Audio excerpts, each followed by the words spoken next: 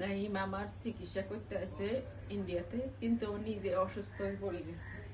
এর কারণ হচ্ছে কি, খাওয়া দাওয়া মনে হয় ও অরুচি করে খাইছে, ভক্তি করে খায় নাই।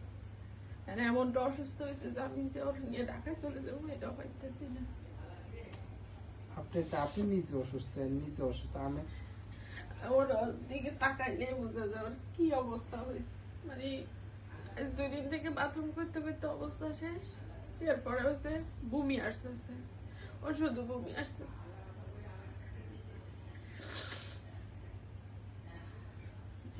চেহারাটা কেমন হয়ে গেছে। কিছু হয়নি তো। মানে ও পুরা এখন অসুস্থ। আমি কেমনি যাবো ওর নিয়ে, আমি কিছু বুঝতেছি না।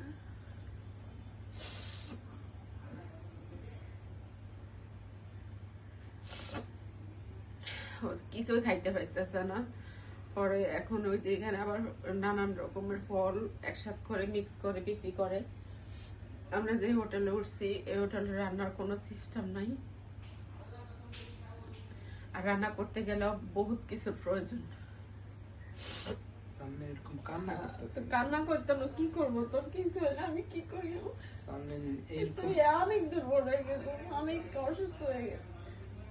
আমি আমার কাছে কয় না যে ও কেমন ফিল করতেছে। আমি যদি টেনশন করি এর লেগে কয় না, একটু খা। সবাই আমার ছেলেটার লাগে একটু দোয়া করেন, যেন ওরা তাড়াতাড়ি করে সুস্থ করে দেয়। আমি আমার চিকিৎসার দরকার নেই, আমি ঢাকা চলে যাবো, এটাই ভালো হইব। চিকিৎসার দরকার নেই,